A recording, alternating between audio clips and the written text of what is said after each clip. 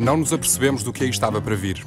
O robô Matilda não passa de uma máquina, mas hoje está encarregue de recrutar um ser humano, analisando as suas mais insignificantes emoções. Hello, Stephen. I hope you are well. This interview won't take long. Here we go. You accept rules and regulations without complaint and never deliberately break them. To a large extent, yes. And sales, the law of the jungle prevails. You take fellow salespersons as competitors in a competitive world. No. You welcome criticism and accept your weaknesses. Yes. Success and progress is the ultimate goal. Don't know. You believe there is room for everybody. Yes. Here is the last question. You welcome criticism from your boss. And do not hesitate to give your point of view. Yes. Thanks for your time.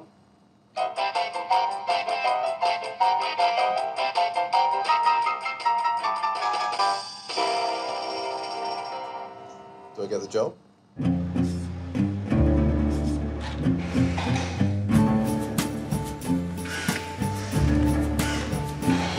Os robôs aventuraram-se fora das fábricas, para onde, até agora, tinham sido relegados. Com pouca fanfarra, a quarta revolução industrial já começou. Emprega toda a espécie de máquinas que se vão tornando mais eficientes, mais inteligentes e autónomas. Desempenho, produtividade, flexibilidade, em todo o lado é imperativo os trabalhadores adaptarem-se à lógica digital. E apesar de um esforço assíduo para se manterem a par, as pessoas começam a ficar sem fôlego.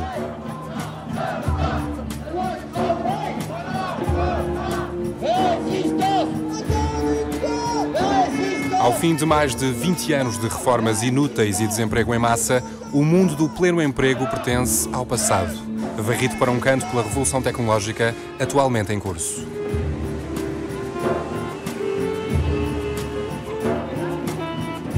Que mundo vai emergir no auge desta mutação sem precedentes?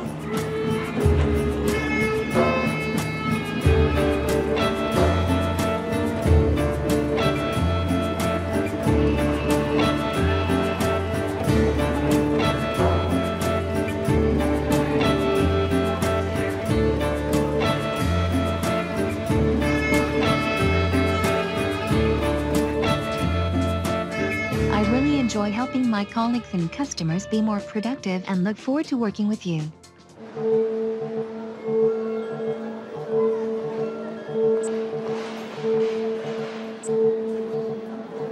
Sem disso nos apercebermos completamente, estatelámo-nos no mundo digital. Pouco a pouco, entraram na nossa vida pequenas máquinas, no trabalho, nos tempos livres, em todo o lado. É claro que são úteis, mas com elas trabalhamos gratuitamente. E participamos nesta economia nova, esquecendo-nos de toda a quantidade de empregos que vão sendo anulados em inúmeros setores de atividade. Dos caminhos de ferro nacionais aos correios, são gerais a ansiedade e as preocupações. Mais de 3.000 estações dos correios estão ameaçadas de extinção e os serviços de bairro arriscam-se a ser coisa do passado. E, no entanto, o futuro parece pertencer às máquinas. Em França, como em todo o lado, os investigadores vão dando vida a robôs com melhor desempenho e mais eficácia.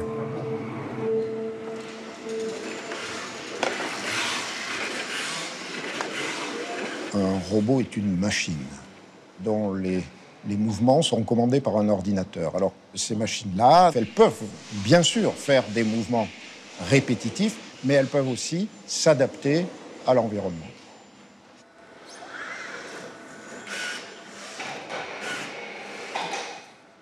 Nous travaillons par exemple en relation avec Airbus, qui s'intéresse à avoir une machine qui puisse rentrer dans les opérations d'assemblage des carlingues d'avions. Des choses totalement pratiques qui ne sont pas du tout du domaine de Terminator, mais par exemple un robot capable de percer ou de visser dans un certain nombre de contextes limités, mais qui pourrait être pertinent pour une entreprise. Là, le robot HRP2 a 30 moteurs. Nous, on a 600 muscles pour faire un mouvement. L'humain est une extraordinaire machine du point de vue de sa biomécanique. Donc nous, on sait faire. Les robots commencent à savoir faire. Ce qu'on peut dire aujourd'hui, c'est que les emplois qui étaient peu qualifiés pour des tâches pénibles et répétitives se transfèrent dans des tâches de, si je reprends simplement le secteur de la robotique, dans des tâches qui vont être de programmation de robots, de maintenance des robots, donc des tâches qui vont être beaucoup plus qualifiées, qui vont être plus près du secteur des services, et vous avez une espèce de vase communicant qui est en train de se créer entre la disparition d'emplois industriels au profit d'emplois de services. Ça en crée dans les entreprises qui font de la robotique, mais généralement les emplois qui sont créés sont des emplois qui sont plus qualifiés que ceux qui sont perdus dans les unités de production.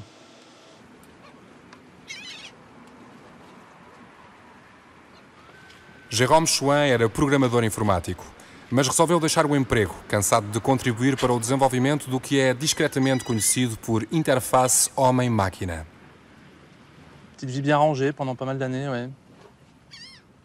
À faire du logiciel pour l'industrie, en l'occurrence longtemps pour l'industrie postale, le tri-postal plus exactement. Ce que je trouve pas dommage sur le fond. C'était pas forcément toujours un travail très enrichissant peut-être, de passer des heures debout devant des casiers, à prendre des tas de courriers et puis à les mettre dans des petites cases pour faire du tri. Tâches très répétitives, qui font partie de ce genre de tâches qui sont les premières cibles de l'automatisation en général. Ce qui pour moi est plutôt une bonne chose, mais ça dépend de ce qu'on fait derrière, ça dépend quel est l'objectif. Or, il s'avère qu'effectivement, dans une société telle qu'elle est câblée aujourd'hui, prendre le travail d'humain, c'est pas les libérer, c'est les mettre dans la précarité. Donc moi, je suis pour l'automatisation, mais je suis pour qu'on change le système qui englobe tout ça, parce qu'il me semble que c'est juste pas possible de continuer comme ça, vu que ça va être de plus en plus et de façon très massive. Donc oui à l'automatisation, mais si elle libère, pas si elle met les gens dans le caniveau, quoi.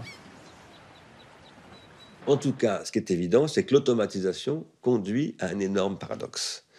À savoir que le modèle qui était le modèle qui s'est formé au XXe siècle, qui est que les producteurs deviennent aussi des consommateurs qui ont un pouvoir d'achat et qu'à travers leur pouvoir d'achat, ils peuvent donc faire fonctionner le cycle de la consommation, eh bien ça, avec l'automatisation, ça ne marche plus. Parce que d'où vont trouver l'argent les gens qui ne vont plus dans les usines? As economias locais resistem tanto quanto podem, mas vão perdendo terreno diariamente. O centro de cidades e vilas está a desertificar-se para benefício de centros comerciais e grandes superfícies. Porque são mais práticos, porque não são tão caros, tornamo-nos cúmplices de uma lógica que põe em perigo empregos locais. A maioria dos bens que consumimos é fabricada no outro lado e viaja milhares de quilómetros antes de ser posta à venda. Esse capitalismo de fundos de maneio limitados necessita de transportar produtos ao preço mais baixo possível. Nos armazéns, o setor da logística emprega trabalhadores que, sobretudo, mantêm e recondicionam produtos para distribuição em massa. E o processo de desumanização acelera em armazéns de distribuição maciça de tecnologia de ponta. Obrigada a entrar em feroz concorrência para conseguir um maior quinhão do mercado, a crescente automatização parece inevitável.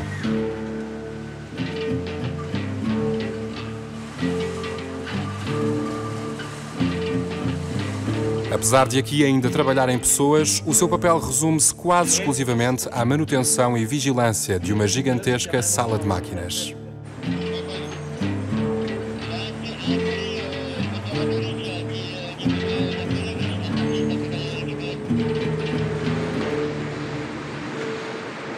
Nous sommes sur un des outils les plus modernes de France, voire d'Europe. Ce type d'installation correspond vraisemblablement à la manutention du futur, puisque l'homme maintenant ne porte plus, ou quasiment plus, et en fait, maintenant, l'homme conduit la machine qui porte pour lui. Em França, 1 em cada 5 assalariados ainda executa os trabalhos manualmente. Cada vez mais fragilizada, a classe operária tornou-se invisível, apagada pela expansão das fábricas de tecnologia de ponta.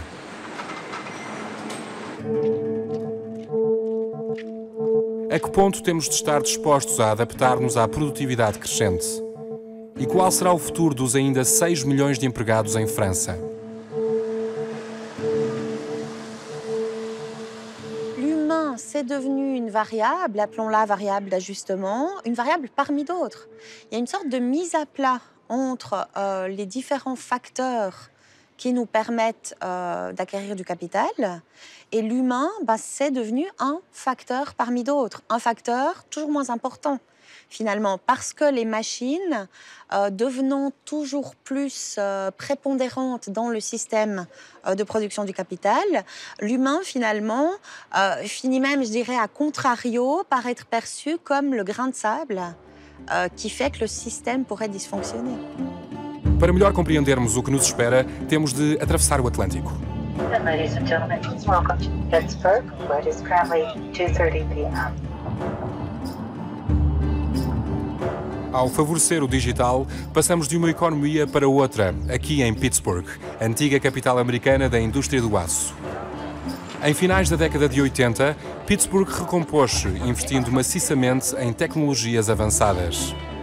A sua Universidade de Carnegie Mellon tornou-se um dos mais avançados centros de investigação no campo da inteligência artificial e da robótica.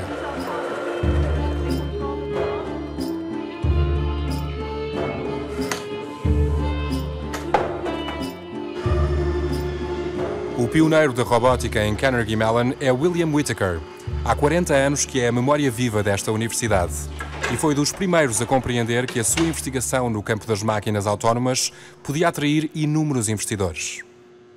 This is the heart of our basic research and the birthplace of hundreds of robots over many, many years, creating the very first laser scanner, the first of the two-axis scanners, and many of the sensors that are common to robots today.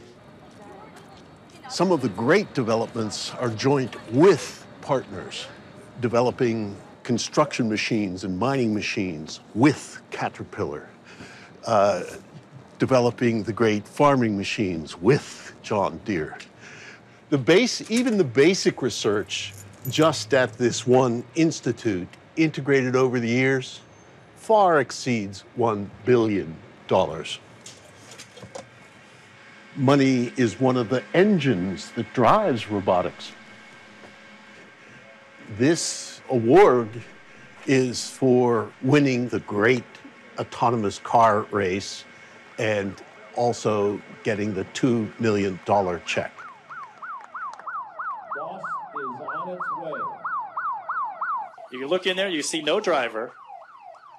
That's always kind of disconcerting and thrilling. Picture perfect, from what I can tell, picture perfect. And the real prize comes after, when the technology impacts the world, is refined, is infused into the kind of car industry that we are seeing today. It changes transportation forever.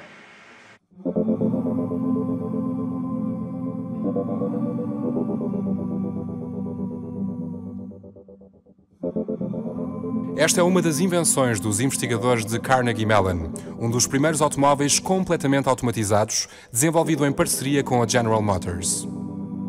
Esta versão experimental já percorre as ruas de Pittsburgh e a sua comercialização aguarda apenas a aprovação legal. Nas asas do mercado automóvel global, já deflagrou uma guerra comercial. So when vehicles are able to drive themselves, it will truly represent a revolution. Silicon Valley, high-tech companies like to disrupt existing industries.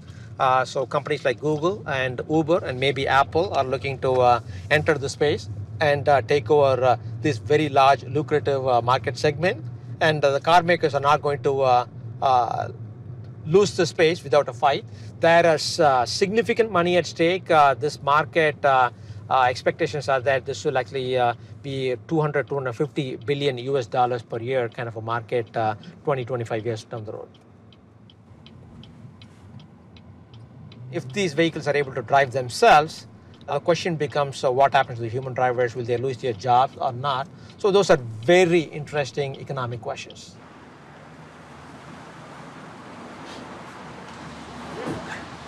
O discreto símbolo que se multiplica nos para-brisas de todo o mundo é o da Uber, a primeira aplicação a pôr condutores em contacto com os clientes. Há menos de 10 anos, a Uber inventou um novo modelo inteiramente digital. Mas isso foi apenas o começo.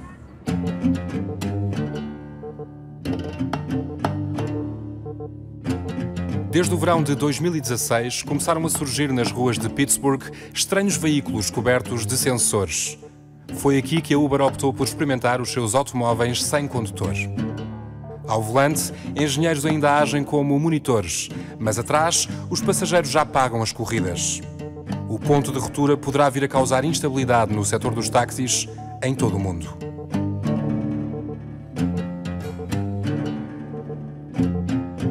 Outras mãos poderão em breve ter de largar definitivamente o volante. As mãos dos camionistas. Na primavera de 2016, várias colunas de caminhões autónomos convergiram para o porto de Roterdão, na Holanda, depois de discretamente percorrerem centenas de quilómetros sem condutor.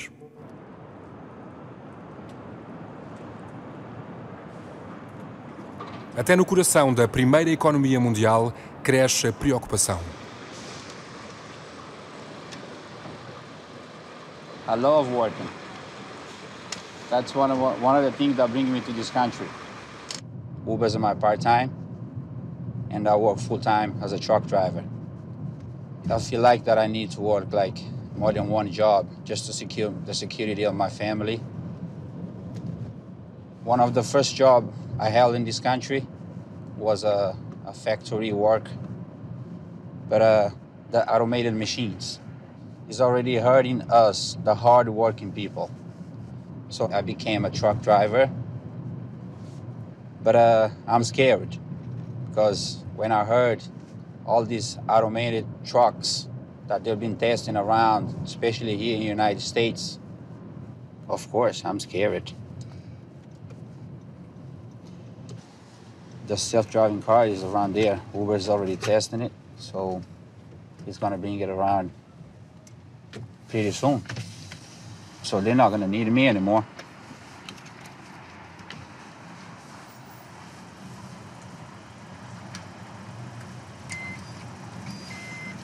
The other way, arrow face up. Thank you, sir. Machines everywhere. That, sir, that man right there, he's probably gonna lose his job anytime soon, too. It's becoming a disease, and I don't know what to do. I wish the world leaders one day, they do something about it to stop it. Now, before it gets too late. Ao impor-se em toda a parte, a tecnologia digital provoca danos sociais. Aqui em Pittsburgh existe uma sensação de desconforto entre os que não conseguem manter-se a par da aceleração do progresso tecnológico. This is a blue-collar town, and there's just a big clash right now. You know, do you think Google will hire you? This is what's going on in Pittsburgh, is that Bill Peduto is trying to bring in the tech-savvy people and drive out the blue-collar workers, the poor people, and so forth. The future can be very anxiety-ridden and very unsure for people that, you know, are not where my daughter's at, so I'm really anxiety. Yeah. There are a lot of people in this country like me being left behind, especially in the smaller towns and rural areas and inner cities where, you know, educational opportunities aren't that great. So, you know, they have to rely on, you know, skills, low level pay.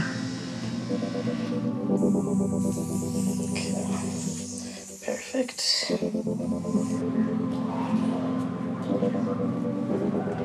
There's so many benefits that we could get from artificial intelligence, but there's so many ways that we could screw it up if we're foolish about how we do it. We could all start doing 3.5-day working weeks and let automation take care of the rest of it. Or the other way we could approach this is to fire half the people who are actually, their previous skills are no longer valued by society. And so there's a lot of uncertainty and unhappiness about that. And it's possible this could get vastly worse if we imagine a world where 5% of the technology elite, which, by the way, will include all the people who studied computer science at CMU, that 5% gets immensely wealthy through automating everything, but 95% of the world's population gets left behind. That would be a disaster.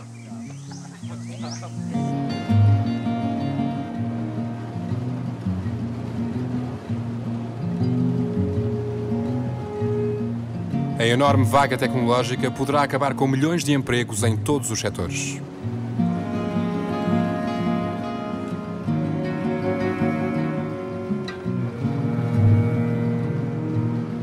Em todo o mundo cresce o número de denunciantes. I'm the former president of America's largest union, SEIU, the Service Employees Union.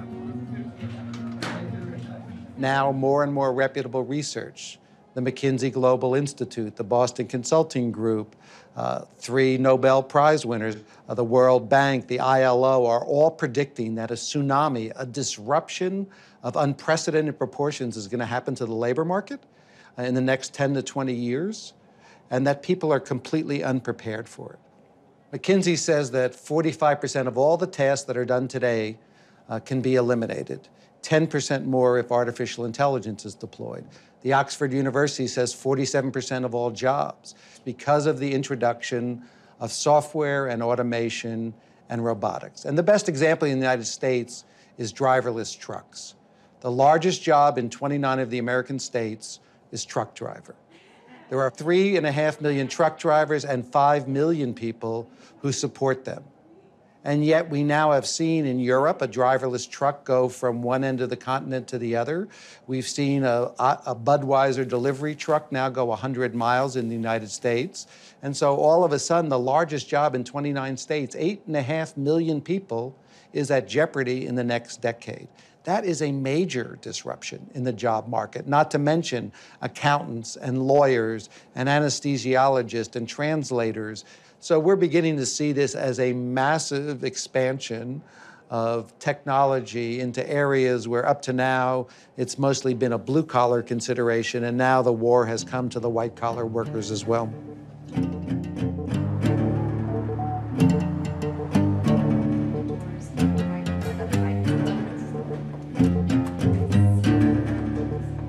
Entramos num capitalismo novo que se serve de operações algorítmicas em todos os domínios. No setor dos serviços, o futuro pertence aos assistentes virtuais, quase com rosto humano, mas com inteligência artificial. Hello, Ergen Ikichi. Hi, Amelia. Is 17th State Street your address?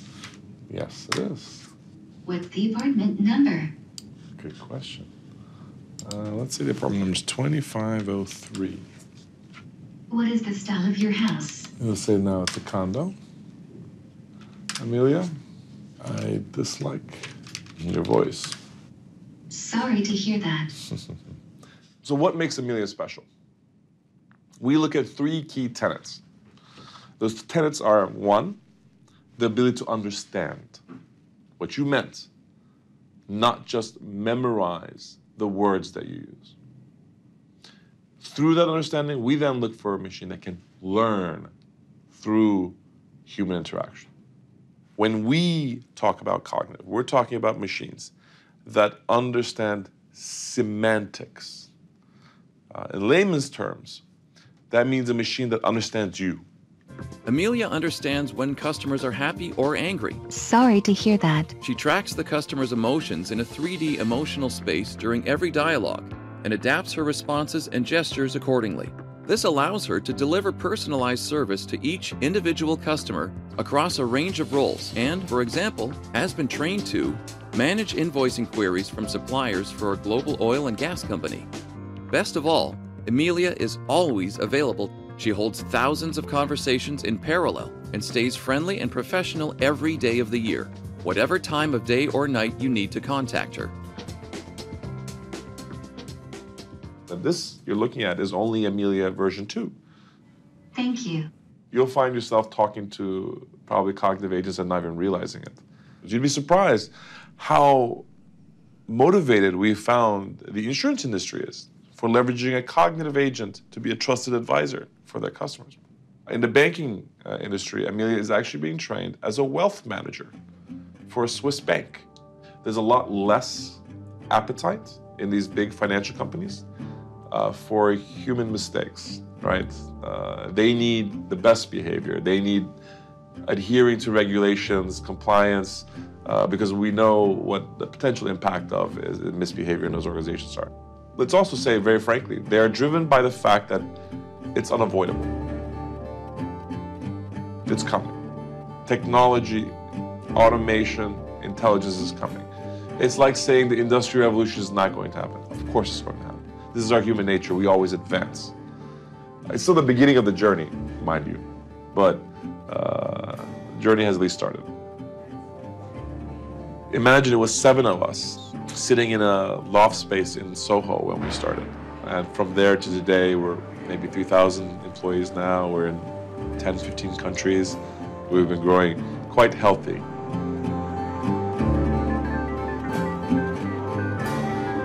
Este novo capitalismo digital estende a sua influência com o apoio dos grandes bancos.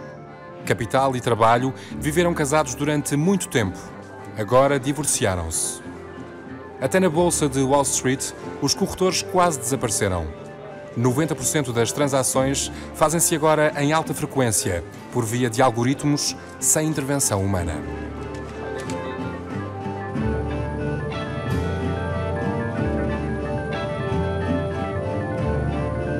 Para melhor compreender o mundo da destruição maciça de empregos de colarinho branco, voltamos à Suíça, dos bastiões da finança global.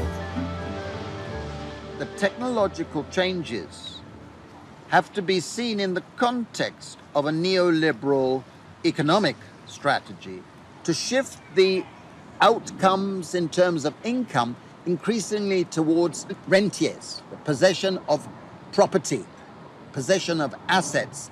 And much of it is based in this city of Geneva, because the World Intellectual Property Organization, WIPO, is based in Geneva. When I first came here, it hardly existed. It was a tiny organization that people laughed at. Today, you will see the biggest conference center in the center of Geneva is WIPO. And what this symbolizes is that increasingly they have constructed a system whereby more and more of the income that is being generated is going to patent holders, is going to copyright holders, is going to the holders of brands, all registered with WIPO, that guarantees them a monopoly income flow for years and years. And meanwhile, if you're relying on your labor, you are finding your wages are falling. And therefore the system is fundamentally corrupted. And technology is only part of what's taking place. It's a very important part, but it's not the engine that's creating this dystopia we're facing. Hoje, com uma boa ideia e a capacidade tecnológica a respaldá-la, uma pessoa pode enriquecer depressa.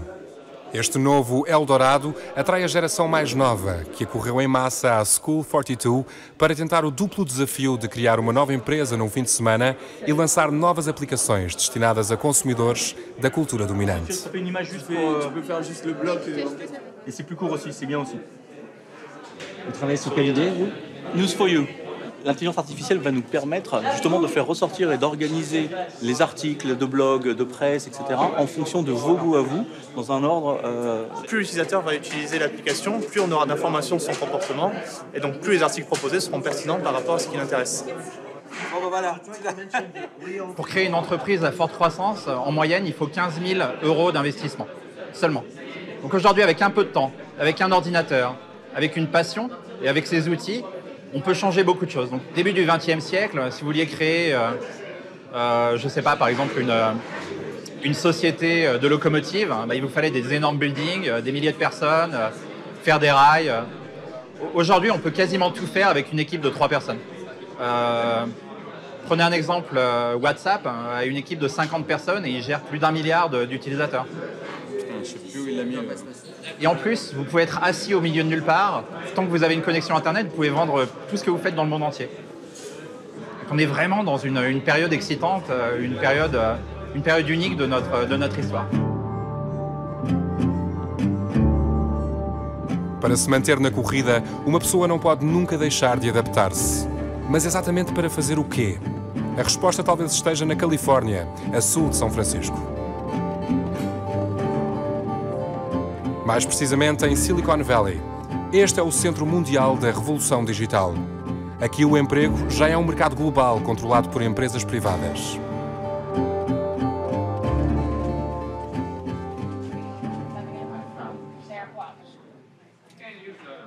Les gens continuent à avoir des contrats de travail qui sont des vestiges du début du XXe siècle, alors qu'on est dans un monde qui va beaucoup plus vite, où ce sont pour beaucoup des métiers de la connaissance qui peuvent être faits de n'importe où, et où en fait très souvent l'endroit où se trouvent les demandeurs d'emploi et l'endroit où se trouvent les jobs, les emplois en question, ne sont pas nécessairement alignés. Et donc nous, on connecte des sociétés, essentiellement des PME, avec des freelances à travers le monde. Nous sommes la plus grosse place de marché pour le travail en freelance. Sur la plateforme, vous pouvez trouver des comptables, vous pouvez trouver des juristes, donc un avocat en Allemagne, un avocat en Chine, et tout autre métier qui peut être fait à distance, en fait. Thank you so much. Thank you. Oh, absolutely. Just a moment. Okay. Thank you so much. I'm the virtual receptionist. I am about, let's figure about 2,300 miles from this location. I'm at my home office in Chicago, not in the Upwork headquarters building. And so Faith is currently watching both this office, as well as we have another office in San Francisco. And so from her standpoint, she sees two screens, and she's greeting our visitors on one office or the other, depending on when people show up. Chaque point qui s'allume, c'est une facture. C'est un freelance qui dit « j'ai fini telle partie de la mission, et vous, le client, vous me devez tant ». Et nous, derrière, on prend à peu près 10% des transactions. Sur le site, à n'importe quel moment, il y a à peu près 100 000 jobs qui sont disponibles et il y a à peu près le même nombre de freelances qui sont en train de rechercher une activité. Et ça demande énormément de données. Donc en fait, une grosse partie de notre activité, c'est de la collecte de données, de l'analyse de données et des modèles prédictifs, donc de l'intelligence artificielle, pour essayer de faire finalement le métier que historiquement un recruteur aurait fait, mais le faire à très très grande échelle et en temps réel. Donc sur notre plateforme se réalise à peu près $1 milliard par an. Pour vous donner une idée, le marché du travail indépendant aux États-Unis, c'est à peu près $1 trillion. Donc on a à peu près 0,1% du marché, ce qui veut dire qu'il y a a priori encore quelques marges de croissance pour nous. Dominar a inteligência artificial tornou-se a principal chave para o êxito entre os gigantes do capitalismo digital. Inteligência artificial com funções sem apoio de recursos humanos, uma vez que se alimenta de dados que todos geramos a cada momento, gratuitamente. Google, Amazon, Facebook e Apple valem só elas mais de $1 trilhão e, no entanto, empregam apenas 150 mil pessoas em todo o mundo. If you look at 4 of the most prominent companies in our country, you understand how much the economy's changed. So Facebook is the largest media company in the United States. It produces no content. Airbnb is the largest hotel company. It has no rooms. Uber is the largest transportation company. It owns no cars. And Alibaba and Amazon are the largest retailers in the world. They have no stores. São Francisco atrai os melhores cérebros do mundo digital. Vêm cá para ganhar fortunas porque salários e opções de compra de ações atingem montantes que rebentam com as escalas. Giorgio Rennie mudou-se para cá com o cofundador da Scality, recém-fundada empresa francesa de armazenamento maciço de dados digitais. C'est ici que je viens souvent, entre midi et 2, et ça permet d'avoir un petit moment de calme au milieu de toutes les interruptions, email, téléphone, SMS, qu'on a en permanence au travail. Donc Scality, nous sommes une équipe d'environ 35 personnes à San Francisco, au 25e étage, Embarcadero Center. Donc mon job aujourd'hui, ça consiste à permettre de stocker une quantité infinie de données. Et c'est la clé dans les algorithmes d'intelligence aujourd'hui.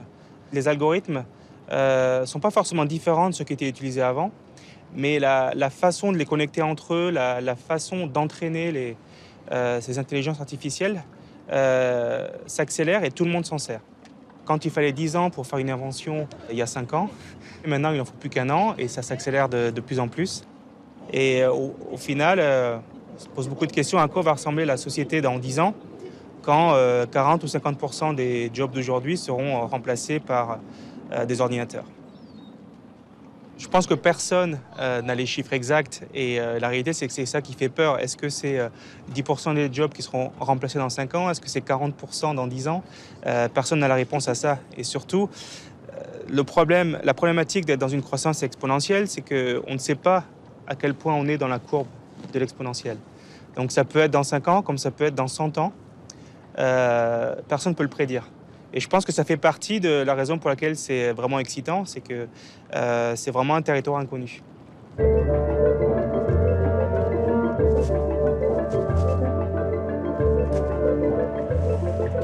L'autopilote, la première fois que je l'ai activé, ça m'a fait peur parce que je voyais la voiture accélérer et je ne pouvais pas vraiment doser en fait. Et la voiture était partie toute seule. Donc, la version 1.0 n'est pas capable de doubler d'elle-même, elle ne peut pas prendre la décision. Mais si je lui demande de doubler, et c'est la voiture, je touche à rien, qui change de voie. Et voilà. Donc j'avoue qu'au début, on regarde beaucoup l'écran pour savoir si la voiture voit bien ce qui se passe autour de soi. Après, c'est un confort qu'on s'habitue très vite en fait.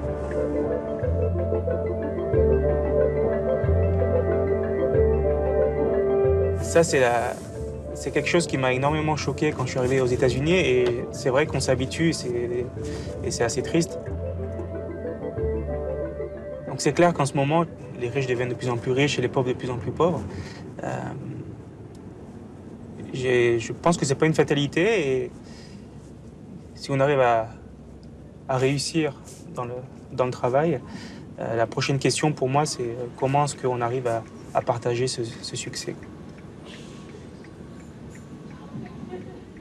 Despite what you hear about the tech economy and how, workers are doing really great, engineers are earning, tons of money, IPOs are creating billionaires all over the place, 1 out of 3 families who live in this region doesn't earn enough to survive. Rents are getting so outstripped by wages that families are so unstable and then they can't find a unit or they're getting kicked out of a unit. And it's really, it's pushing people into cars, into the streets.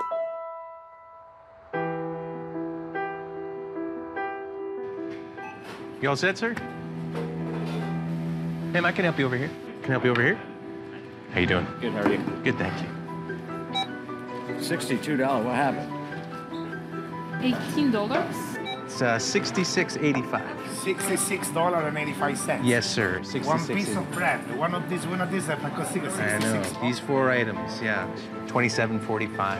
I just want to see the prices of everything because I think everything is wrong. $50 for soup? That's a Oh, no. There's a special today. It's poverty line prices. Everything is 5 times its normal cost. Excuse me? Everything is 5 times more?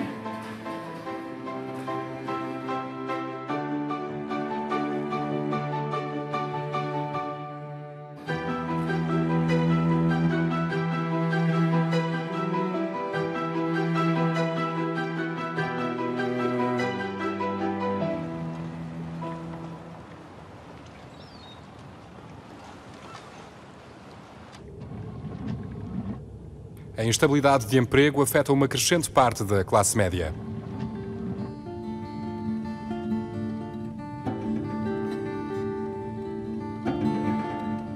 Hoje, nos Estados Unidos, cerca de 47 milhões de pessoas vivem abaixo do limiar de pobreza. Isto é, uma pessoa em cada 6.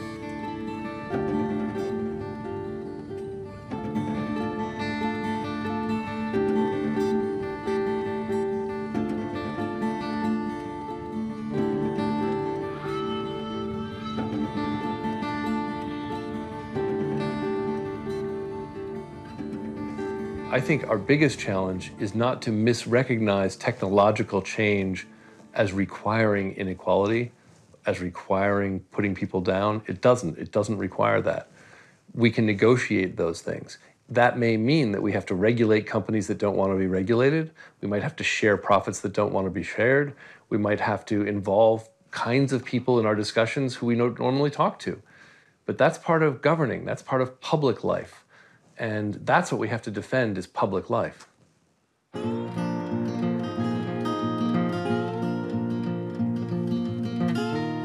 E se, afinal, isto fosse uma oportunidade para se inventar um novo mundo? Bonjour Raphaël Liogier. Bonjour. Votre dernier ouvrage qui vient tout juste de paraître s'intitule « Sans emploi ». Les robots vont nous permettre d'être dérobotisés et d'être plus créatifs. C'est ce que vous écrivez. Exactement, c'est-à-dire que la richesse, c'est la richesse qu'on produit.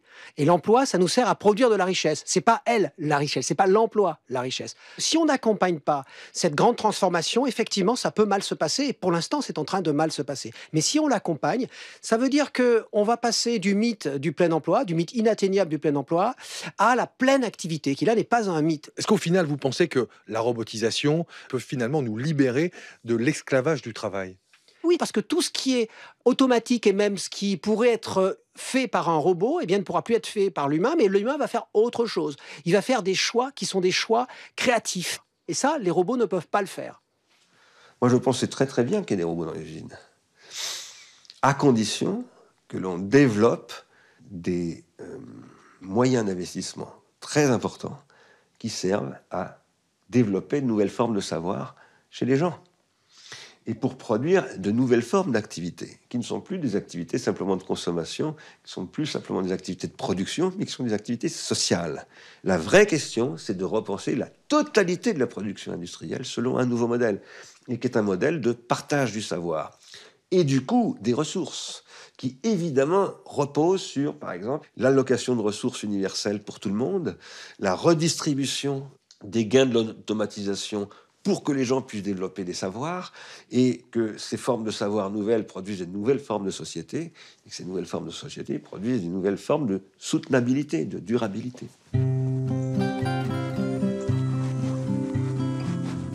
Alexis Lecoin era engenheiro. Após esgotamento cerebral, largou o emprego e criou espetáculo ambulante que já se debruçava sobre estas questões, muito antes de elas se tornarem tema de interesse no discurso político.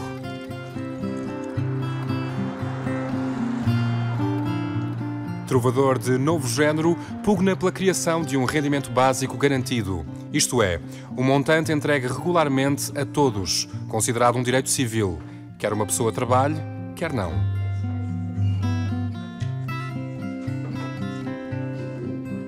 J'ai 34 ans et je suis retraité.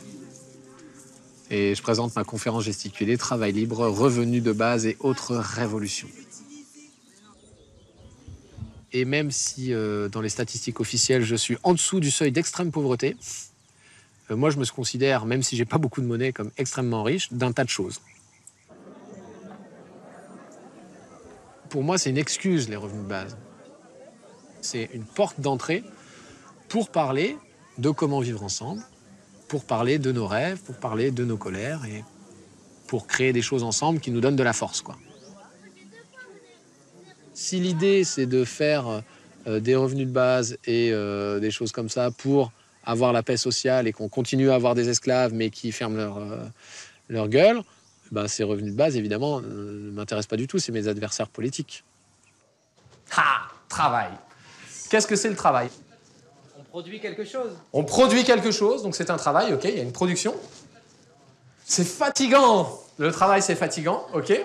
Est-ce que là, devant vous, je suis en train de travailler ? Oui, non, rire. Est-ce que tu es payé ? Est-ce que je suis payé ? Oui, il y a une participation consciente, je crois, à la fin. Donc oui.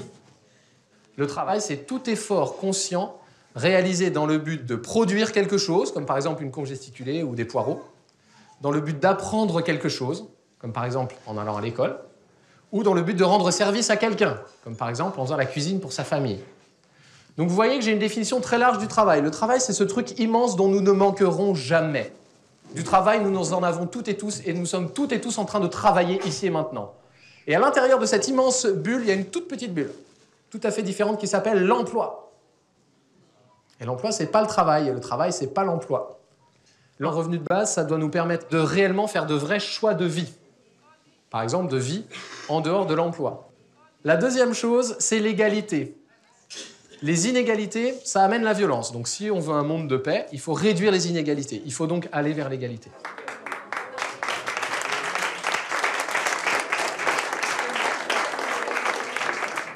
If we had a basic income, you would see a tilting away from labor in jobs to spending more time on care work, on voluntary work, on community work, on the work of developing our capabilities, and a sense of greater control over our time so that people in the precariat won't have to spend 60 hours a week to get just a meager income, which is what the case is today.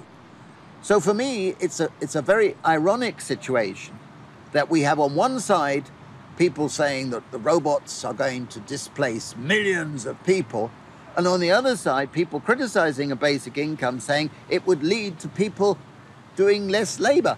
Well, if we've got less labor, then that's surely a good thing. If you ask people, do you want to improve your life? And if you had a basic income, would you stop working? They would say yes to the first question and no to the second question. In other words, we in general, 98% of people want to improve our lives, and having a basic income would not stop that human motivation. No setor político, o tema está agora a ser considerado com seriedade. Desde o começo de 2017 que o rendimento básico está a ser experimentado na Europa, nomeadamente na Finlândia e nos Países Baixos.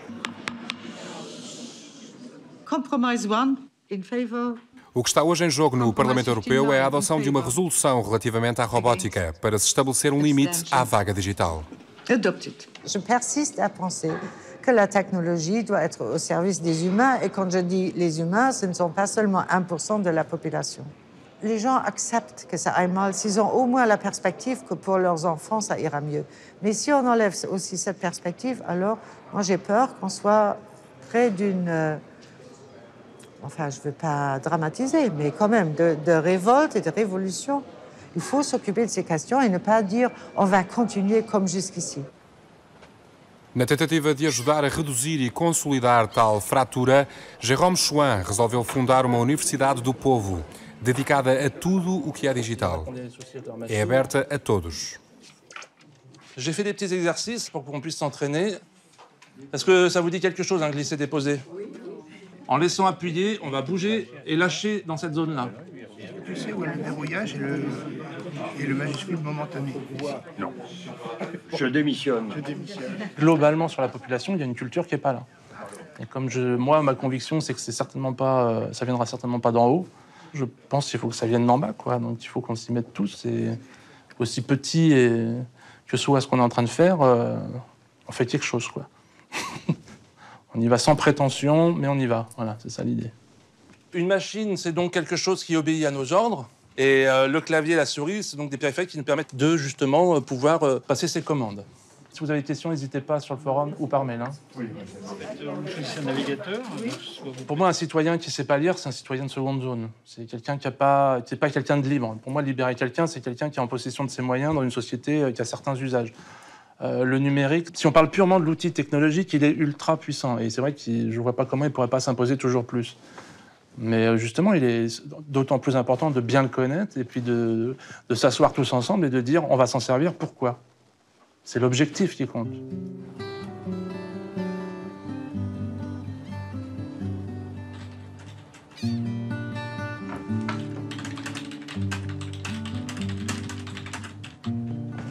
Pour moi, c'est du travail au sens où ça participe de l'amélioration du commun, de l'intérêt général. Donc, dans ma vision des choses, tout à fait personnelle, c'est du travail, oui. Ce n'est pas un emploi, ce n'est pas rémunéré, mais il me semble que pour la société, c'est du travail. On produit de la valeur, pas forcément monétaire, pas forcément financière, mais on fait avancer la société, donc on participe à un projet global qui fait qu'il me semble que c'est utile.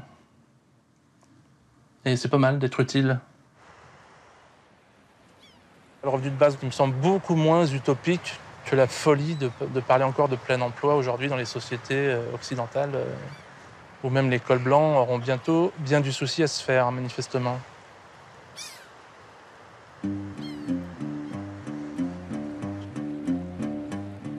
Não é do interesse de todos partilhar equitativamente a riqueza produzida pelas máquinas? Esta é, sem dúvida, a interrogação essencial que hoje se nos depara.